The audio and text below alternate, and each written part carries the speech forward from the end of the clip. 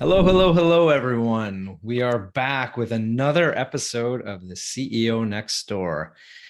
In this podcast, we focus on founder stories. And today we have with us Matthew Gray. He is the owner of Hawaii Food Tours.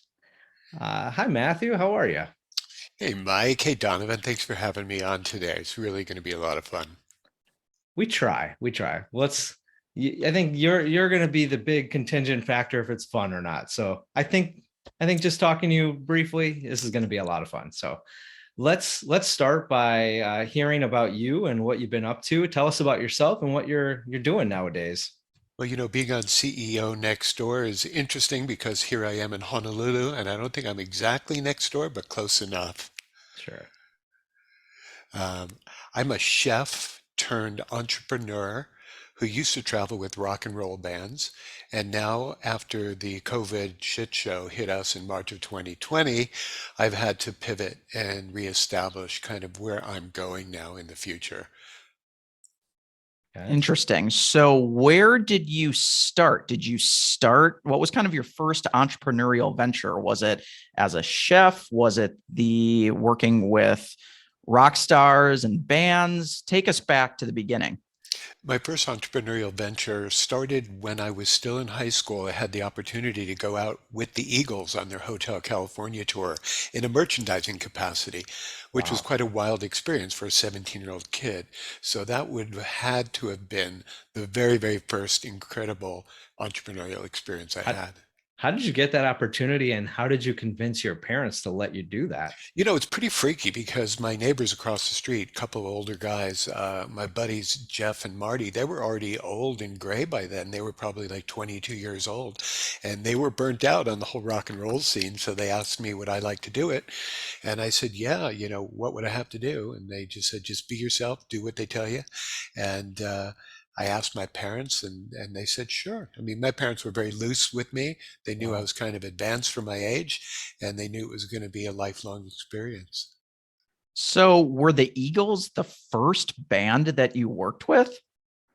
They Wow. were. They were the Wow. first. They were the Amazing. first band I worked with. Not the first band I had seen in concert, but the first band I worked with, which then led to, other people like Fleetwood Mac and Pink Floyd and Supertramp and Rolling Stones and Oh my all the gosh. big bands of the time.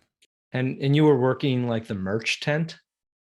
Yeah, merch tent in and out, working percentages with the arenas and working with the guys and bailing my guys out of jail and bribing cops. It was pretty Wild West back then. So I did a lot of things. And like I said, I was kind of advanced for my age, so I was able to pull it off. Interesting. So, were you actually sourcing the merch and how did that work? Were you just hourly? Did you get a cut of the commission? How did it all shake out?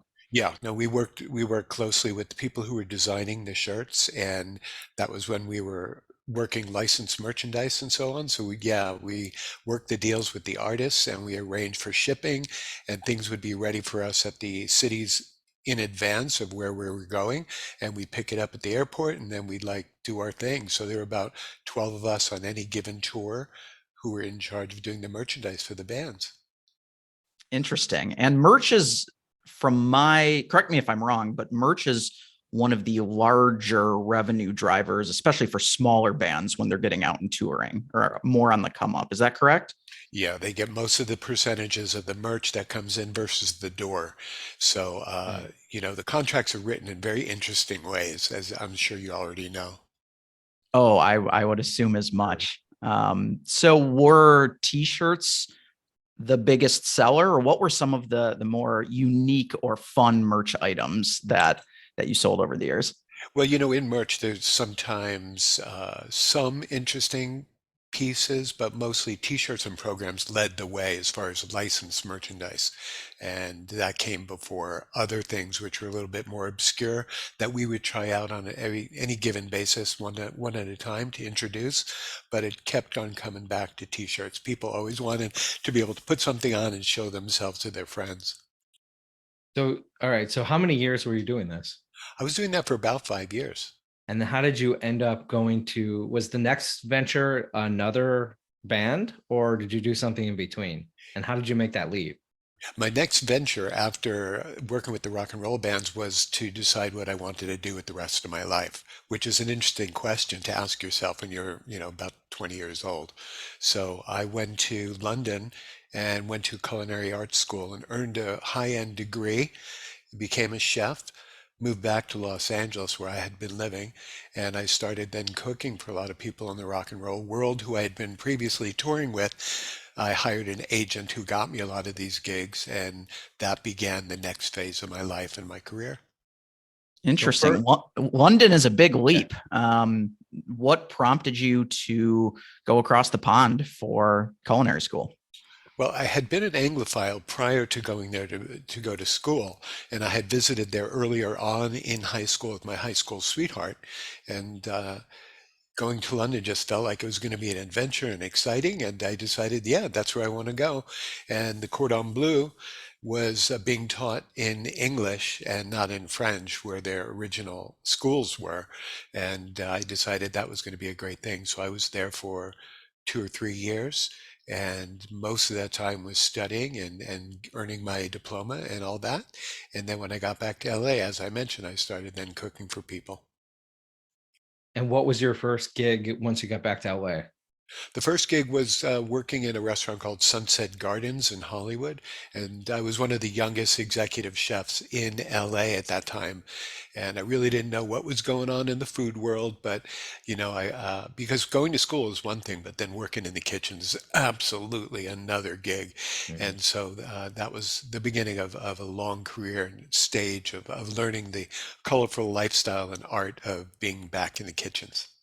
Okay, so it sounds like you did some work in restaurants as well as some private contracted work. Oh yeah, I worked in a lot of kitchens because that was the best place to get a hands-on education. Had they turned me loose inside of your kitchen, for instance, I wouldn't have really known what to do. So it took a lot of time to learn the art and to get the practice and the skills and the muscle memory, so to speak. What would be maybe the biggest misconception that folks like Mike and I would have about chefs or cooking, or something that the average individual would not understand about the process and what goes into becoming a chef? It's not all just the art of cooking. So it's brutally hard work. It's for young guys, it's for young girls. It's not for people who've moved on in age because it's physical and it's difficult and it's fast. And I think that a lot of people don't really understand that. So Interesting. so you were Eagles for 5 years, then you were in school, and then you were working at restaurants. And then did you make the transition back to rock and roll at that point? And how long were you in restaurants, or was that during that same time? That was during that same time. I didn't Okay. transition back to rock and roll. However, I did tour with some of those bands on their tours after becoming a chef and was their personal private chef within their tours. I wasn't involved in the arenas so much Okay. as I was cooking in the hotels they were staying at for them. Wow. How does Any that work? odd or interesting meal requests There over the years? were, but they all kind of blend in right now. But people would say, I want saganaki.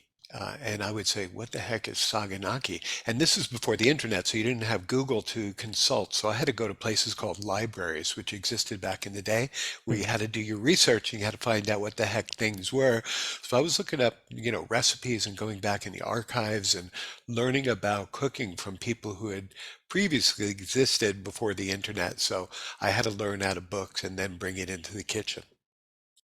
Any wild stories you want to share from your rock and roll days?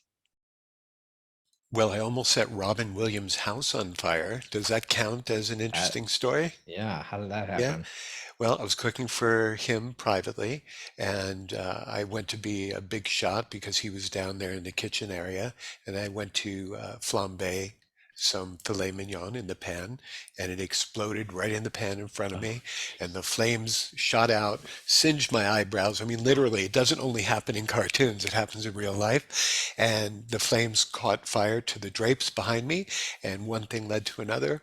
Cops and fire departments and the whole bit. And it was just an Oh my amazingly wild experience. And he took way more in a mellow way than I did, that's for sure. God. Wow. That is cool. Who are some of the other big names you've worked for? Dan Aykroyd was fantastic. Wow. And his wife, Donna, was especially wonderful because she hung out the whole time with me in the kitchen. And that was when I was doing another business. Back then, I did a company called Pamper and Dine, which combined massage and fine dining in people's homes. So while the Whoa. massages were taking place upstairs or in the bedroom or wherever in the house by my partner, who was a masseuse, I was in the kitchen preparing a pre-customized gourmet dinner. And so, yeah, that kind of brings that together. And so Donna, Very cool. Dan Aykroyd's wife, hung out with me with the doggies, and she wanted to watch and learn. And she was just so down to earth and so much fun. Any Wow. celebrities that rubbed you the wrong way? Hmm. Not really. By the time they got to me, I think they were pretty well into their career. Tommy Lee and Heather Locklear and wow. Yeah, I think that everybody was pretty good to me because I understood that I was under pressure and I was cooking for them and they were bringing me in. And I think that, yeah, didn't really have too many difficulties with any of the rock stars or any of the big name people. I'm guessing the secret is to start giving them food as soon as possible to eliminate the hangriness. Yeah, they're just like us. Yes, indeed, Mike. I would teach you the same thing. Just put out a couple appetizers and Yeah. go with the night. Yeah. So Very from cool. there, what was next? I'm curious where you moved on from. I mean, this sounds like such an incredible start to a career between the merch with rock stars, cooking for celebrities. I'm incredibly curious what comes next. Donovan, my whole life has been all about food, education, entertainment, breaking bread, hanging out with people I love. And so my next natural step was, of course, to continue doing that. So I approached Trader Joe's, which is a big market. I guess they're all over the country now. And I said, I have some really cool items that I'd like to share with you and see if you would like to buy them for your operation here in Southern California. And I went in and I did the whole, dog and pony thing, and I cooked for them right there in the boardroom. And they ended up buying 4 different items from me, which launched my next business, which was Chef Matthew's Fine Foods. And that was gourmet, seductive, stuffed and dipped finger foods for Trader Joe's and another big grocer in this SoCal area. What foods did you create for them? Are they still around? They're not still around. Yeah. I sold the business many, many years ago. But the 4 items I did was stuffed mushrooms, stuffed prawns, stuffed and dipped strawberries. Now, these Mm. were amazing. They were those gigantic Driscoll strawberries, and they were stuffed with a combination of whipped cream, peanut butter, marshmallow cream, Mm. and toasted coconut, and then they were dipped into chocolate. So they were a Wow. perfect Decadent. very decadent, kind of a seduction style dessert. And Trader Joe's did really well with them. And that was like the top selling item of the 4 that I was doing. Yum. So what year was this in? Because I guess I was unaware that Trader Joe's has been around for when did Trader Joe's open? When did they start? I think they started in the 70s. Wow. This was in the 80s because I moved here to Hawaii in the early 90s. So it was in Okay. the 80s when I was doing the Pamper and Dine and the Trader Joe's, the Chef Matthew's Fine Foods. And I began my radio career at that time as well. So how did you learn moving on from being a chef, the business side? Like when obviously you had the food side down, but when you were actually going to Trader Joe's with these ideas, was that from your years doing merch, or how did you understand how to effectively approach them to make it viable financially? So many creative people have a difficulty in making that hurdle, going from the creativity to the business. And I was absolutely one of those. But what I had going for me at that time was I was a hustler, and I was always a speaker and a chatter and a schmoozer. And I was never afraid to walk into someone's office and say, "Hey, I'm Matthew. Nice to meet you. What can I do for you?" And I think it was because of that, my willingness, my ability to speak to people with my social skills got me to the next level. So I never learned business courses and I never got the MBA early on, but the gift of gab helped me get to the next level. Yeah, being a strong conversationalist can certainly get you far. So from there, you sold the foods, these two Trader Joe's. Did you stay on to help with the rollout, or did you move on to your next venture pretty soon after selling them to TJ's? Didn't sell Chef Matthew's Fine Foods to TJ's. Okay. Chef Matthew's Fine Foods supplied TJ's Okay. for a number of years until I sold it to an independent, separate group. Mhm. And I also had started a greeting card company back in the 80s called Sublime Craftwork, which was a very cool kind of abstract art company that my friend and I kind of stumbled upon this idea of how to create art on exposed film. And it didn't happen when we were very high, just to let you know. Mhm. But then we got into lots and lots of different independent card shops and retailers and things like that. So now when I look back, I can connect the dots and I can see where everything fits. But when I look forward, I cannot do the same. Mhm. So the greeting cards, the food company and Trader Joe's and the radio programs that I did all kind of work when I look in the rearview mirror. How did the radio programs mix in? Is that simultaneously with these businesses, or was that a whole separate venture? It was kind of simultaneous. I approached a big radio station here called K Rock, or not here, but in Los Angeles, and I told them I had an idea for a show. And this was back in the days, of course, before the internet, when people were a little bit more open to ideas and theatrical stuff. And I began doing Matthew the Primetime Chef radio program from K Rock in the middle of the night.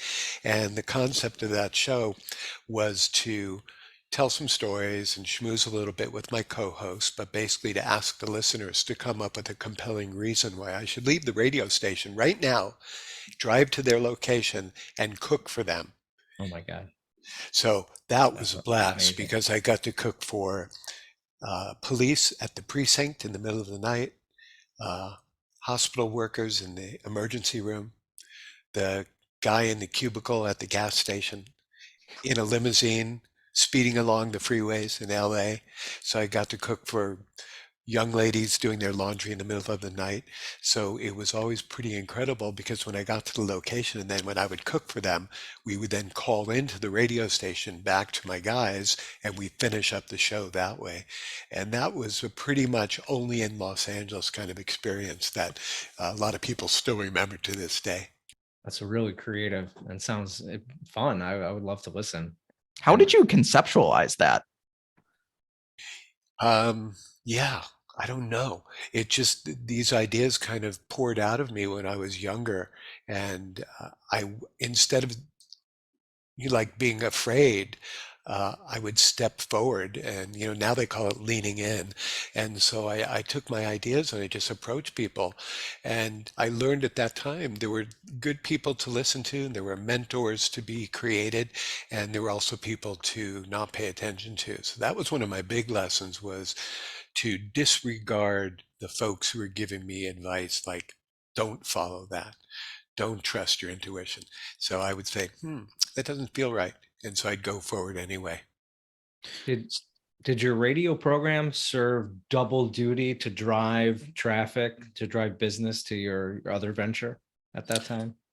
You know, Yeah, the more things you have going on, the yeah. better it's going to be. So nowadays, like you guys, you're probably on every different social media platform and Mhm. everything works together and everything gets threaded together. And the more people you hit and the more spaghetti you throw against the wall, the better the Sure. opportunities are going to be.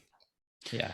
No, you were S- right. So we've discussed a lot of these frankly incredible ideas that you have pioneered and had success with. But were there any that didn't take off that you attempted or tried that didn't experience the same level of success? Oh yeah, man. I failed so many times. Um, I tried doing a company called the Lox Doctor, and my partner was the Bagel Nurse, and it was designed to deliver the New York Sunday Times, a bottle of champagne, and lox and bagels to people. And it was a very cool conceptual idea, but I really couldn't pull it off to the level I wanted to. Uh, there was another business I tried, which was called Sweet Tooth Express, which was to deliver uh, gourmet desserts to people in the middle of the night who were or maybe weren't high, and but who wanted something delivered to their front door, and that did not quite take off the way I wanted. So you can see once again, a lot of the things I did were familiar to my heart and soul, my drive about food, color, passion, and people. Well, and ahead of the time. I mean, it seems like every city I'll see an Insomnia Cookies now Yeah. that do the late night cookie delivery. Oh yeah, and I was like 40 years ahead of them. I just couldn't pull it together. I didn't know how to really get to that next level. The champagne lox and bagels sounds delightful. After a long night out, someone shows up at your door. Wow, I want Nice. that. Yeah, I that want was, that every Sunday. I know, I know. It's something that I thought, if you deliver people what they want, that's all you really need to get to the next level. And I knew that it was a great idea, but I couldn't flesh it out. I didn't have partnerships with people who could help me work it to the next level. And I personally was unable to make that happen the way I wanted to.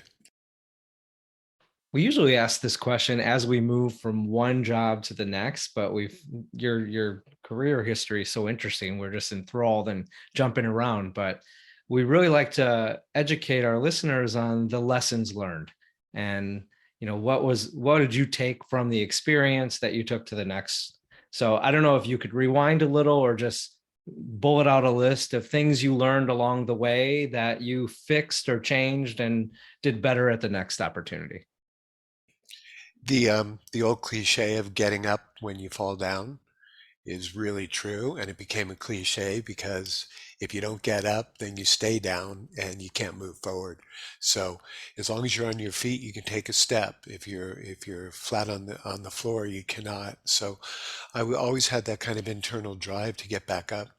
And even with all my failures, my successes kind of outweigh those. And I felt like, okay, something good is right around the corner. And I think if I were to make a bulleted list, it would definitely start off with just keep trying. And, if you follow your heart and you follow your creativity, I think the money comes. So, how did you end up in Hawaii? When did that occur? Was that post radio station, or talk us through that a little bit? It was after a lot of those businesses, obviously, that I started in LA. Most of them, we just spoke about or touched on, but it was a love thing. And it happened in the early 90s. And there was a young lady who was in LA doing some workshops and seminars, and we met.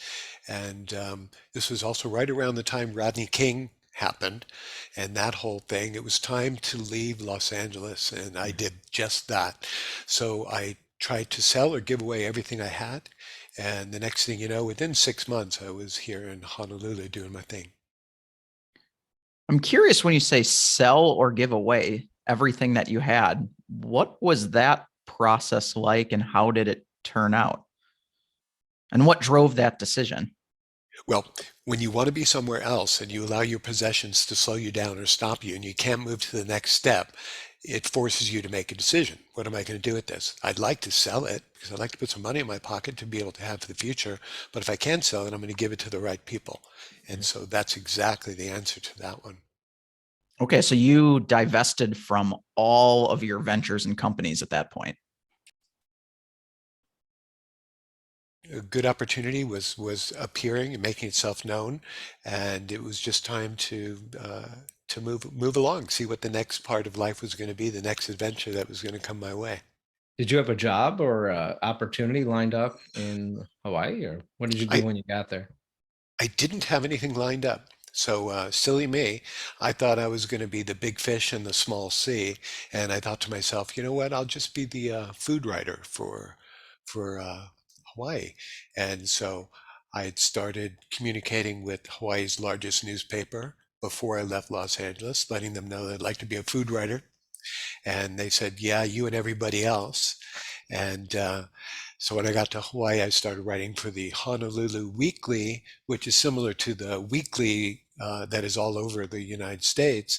And I wrote for them for a couple of years as their food writer and continued to nag and touch out, reach out to the big paper. And eventually I got the job after a very rigorous uh, kind of testing period and writing evaluations and going up against 100 other people who were being considered for the job. And Wow. I started writing for Hawaii's largest newspaper as their food critic and restaurant writer. And I would imagine that can become more of a legacy role as well. That once you get it, if you're doing a good job, that opportunity for anyone else to jump in on that does not come around very often. So that's pretty incredible that you were able to swing that. Donovan, who wouldn't want to be paid to eat and live in Honolulu and never have to go into the office and just visit restaurants and then go home and email my restaurant reviews? Who wouldn't want to do that? Yeah, that's fair. So it was the best, most killer job ever until 2004 when I opened up Hawaii Food Tours, which was another dream of mine. Great. What is Hawaii Food Tours? Hawaii Food Tours was a business that I developed back when I was writing for the newspaper. I thought, you know, my identity isn't really known. People knew my name by the restaurant reviews in the newspaper, but no one knew who I was in the flesh. So I wanted to begin something showing people, educating, feeding, and entertaining people face to face, show off Hawaii, its culture, the architecture, and especially the food. So people, in response to hearing my next venture, who told me, no one does that. Who does food tours? That doesn't even exist. And as a matter of fact, only one other existed in the United States at that time. And now in every major city, guys, Mhm. there are several food tours all over the world. And I've been to lots of them. I can tell Yeah. you that. It's my So, favorite thing to do when I travel. right. Yeah. There's no better way to really get to know the place or the people or the culture or the history than to eat the food and break the bread with the people who were there. Mhm. So I started Hawaii Food Tours despite all the naysayers, and I left the best job in the world prior to, which was writing food and getting paid to eat. And so that began Hawaii Food Tours in 2004, which became a pretty famous company in and of itself. So talk us through what is a typical food tour that you would run? Is it with you actually cooking? Is it visiting different restaurants? What does it look like? It looks like people getting picked up in a big, beautiful Mercedes van, made to feel comfortable, friendly gathering, talking about the hillside or the beach or the history of that building or this building or the what we're going to be doing today, and then taking the people to the various different little hole in the wall restaurants around Honolulu. So we included the transportation because we wanted to cover a lot of ground. And then I got them down on the ground so they could see and feel and touch and taste and smell the world. And then I explained to them where the food comes from, what the food is, all of the various different aspects to that. So it was a very, very high touch experience because we were doing it like this, face to face, in the flesh, small groups of about 13 or 14 people at a time. And it became pretty well known. We did that for 16 years up until COVID. And so Mm. there are thousands and thousands of reviews of people who came out on our tour during those Wow. years. Yeah, I'm COVID must have really hurt that business. Have you started it back up since COVID, or are you onto something else now? I'm on to other things, but I did try. I have been trying, and I think what might happen is the domain might be sold, or I may be helping to train people around the country Mhm. to start it up and that kind of thing. Because I have been doing a lot of travel in the last 3 years since the COVID thing. And I'm kind of pivoting at this point. Although I'm keeping food very near and dear, I've kind of come full circle now where I'm helping people with their health Mm. related to the food intake and trying Wow. to help reverse disease and trying to help people understand that diabetes and obesity is going to kill you. And so I'm helping people fight that. Tell us a little bit more about that. What is your focus? What are you advising? What are you teaching as far as what to eat and what not to eat? My focus is to find out what people's goals are, because they're only coming to me if they believe they have some sort of an issue or a medical problem or something like that. Now, I'm not a doctor, I'm not a scientist, and I don't want people to think I am. However, that said, uh, my approach is to help people lose weight and to hopefully reverse their diabetes through a proper nutritional diet plan so they don't die young. And I've been very successful with it the last 3 years since COVID began. And I don't take the place of doctors, but I have way more nutritional background, information, and education regarding nutrition than doctors do. Don't doubt that. Matthew, what's incredible to me is the common thread of food throughout your entire career and how it has played such a vital yet varied role in all of these different ventures that you've launched. It's neat to see how you can approach it from so many different angles while still maintaining this kind of core aspect of your career and really your identity. You know, guys, I grew up in a family that came together. We ate when things were good.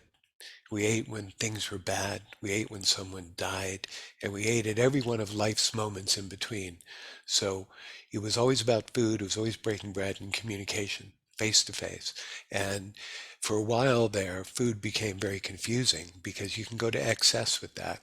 And I think that's what kind of brought me into this whole understanding of not only can it bring us together, but it could also kind of sidestep us into a place of excess and disease and things like that. So that's where I'm at now. And, you know, I still love food. I still appreciate color and aroma and plate architecture. And I love helping people learn how to cook. But right now, everybody wants to be healthy. Half of our audience right now are fighting obesity or teetering on pre-diabetes and things like that. And I understand that. And that's a big thing in the news right now, even though it may not get as much play as we'd like it to. But there are people who are on medication. When was the last time you went to your doctor and he asked you, so Donovan, what did you eat today? Never is probably the answer. No. So, because that's the fact, but no one seems to talk about it, that's where I come in and I'm helping people now get past that. What does Chef Matthew enjoy eating? And what does Chef Matthew enjoy cooking? I love cooking whatever you like to eat, Mike. So that's my role in life. I'm a people pleaser. So if No, I know something that you want, I'll make it for you. I If know, but what you, if in your own home for yourself? Your oh, favorite dish to For prepare. you, yeah. now it's, a lot of avocados, a lot of eggs, a lot of Mhm. protein, so steak and shrimp and king crab and salmon and things like that. But Mhm. definitely different than the Matthew in the past, which was over the top French and Mhm. culinary wonderment and things like that, because those foods just don't get you to the next level or the next calendar year. Um, but yeah, I'll cook whatever my wife wants or whatever my friends want and that kind of thing. So it really doesn't matter what it is. I can cook all styles. My education is classical. My experience is down on the ground all over the world. So I can make it. And if I don't know how to make it, I can get to the library or Google. With being in Hawaii, what is I'm assuming seafood is where you go for the best quality, based on each category. Is that accurate? And what kind of seafood? It's probably not accurate that we have the best seafood, but we have really fantastic warm water seafood. So, Mhm. for instance, opaka paka and ahi are Mhm. fish that swim the warm waters. But if I want salmon, I'm going to go to salmon that was caught in the North Atlantic. Right. If I want shrimp or prawns, I'll want to get the shrimp or prawns that were swimming in and around Argentina or Chile. So you have to know the food and where it's sourced best and where it tastes best. So for instance, seafood, if it's swimming around in cool waters, it's going to have more of a fat layer to it, so the Mhm. flavors will be sweeter and more intense. And a warm water fish is going to be a little leaner, a little drier, still delicious, but different sensibility of the taste. So hopefully this wouldn't be giving away any of your secrets, but if you had to only eat one dish in Mm. Honolulu, what is your favorite meal that you would bring people to on the food tours or just in general, you You know, can't people, miss? it's a great question. People expect that because I was a food critic and I was being paid to eat and I'm a gourmet chef and all that other stuff, that I would point them in the direction of the most expensive restaurant in town. But, I kind of dig the little Vietnamese place right down the street. I like the summer rolls, and I like the sushi place where they have sushi on the conveyor belt where it comes Mhm. jetting out to you in like 14 seconds. And I like that kind of like, roll up your sleeves, get down to it kind of food. And the other stuff can be somewhat pretentious and way overpriced. So unless you're looking for a certain ambiance, I'm kind of more downscale at this point in my life. You're speaking our language. Mike and I Mhm. both very much enjoy exploring and finding those types of places. Couldn't agree more. Oh, yeah. And I think that's the way most people are. Everyone loves to show off by saying they went to such and such a place. But the reality is they're returning to the Viet or the Thai or the Chinese or the Japanese or the sushi place all the time. And it's only those standout restaurants that are destination places for once a year for the anniversary or whatever. But still, you still end up at the places you go to, and you still do it over and over again. I'm the same way. Are there Michelin rated restaurants in Honolulu, and are those even on your list if there are? Well, Yeah. if there are, I would go to all of them. There have been a couple close, Alan Wong's and Chef Mavro, which are both now out of business. Unfortunate, uh, because they were leading the pack as far as the culinary levels at which they were at for many, many years. Very famous in Hawaii, and both of them might have had a Michelin star, Mhm. but they're no longer. So a lot of other places are coming in, and Michelin stars are kind of overrated for us regular folks anyway. Yeah. Is Honolulu a foodie town? It is now, baby. I've been here since '93. How do you bring in new business to your food tours, or how Well, did you? Yeah. um, you know, when you are cream, you rise to the top. And Nice. because we were doing that for so long and getting so many incredible reviews, which of course I would ask my guests at the end of the day, did you have a good time? They would say yes. I'd say good, because otherwise I'd have to give you your money back. And, I would then ask straight to their face, would you mind giving me a review? And the reviews help because reviews are international. I understood the reach of what the internet was going to do for us, and the reviews help bring in business. So I'm happy to say I didn't spend more than just a few bucks in 16 years for advertising. Wow. Yeah, That's amazing. it's huge. Yeah. Well, I know we're getting a little bit close to time here, so why don't we wrap up? If you have any final nuggets of wisdom for our listeners, please impart those words. I would love to be able to be available for all of your listeners. If they just want to do a consultation with me for free, I'm happy to help them out. If they've got any health issues, diet issues, obesity issues, Yeah. anything like that. If you have questions about food, you need recipes, the best cookies in the world, I have the recipe. I created them. I don't Wow. eat them very often, but if you want those recipes, if anybody wants to just reach out, I'm so accessible. How do they Just find you? they can go to hawaiifoodtours.com Okay. right now. And depending on when this show drops, they may want to go to lovelife.com because we're going to be building that out too, which is going to offer wonderful services and products and wellness and stuff like that. And Love Life is a domain that I've had since the 90s when I was doing the Love Life radio show here in Honolulu. So that also is going to have a rebirth here coming very soon. Nice. Well, I can guarantee you when I make my first venture out to Hawaii, you're getting a call, and I want to go out to dinner with you. Bring your stretchy pants, buddy. my Thanksgiving pants. Right, exactly. Maternity pants. Yep. We'll take good care of you for sure. I'll point you in the right direction. I did drop a book earlier this year. People are coming to Hawaii and they want to pick it up. It's called The Ultimate Eater's Guide, Hawaii Edition. And you can find that at hawaiifoodtours.com.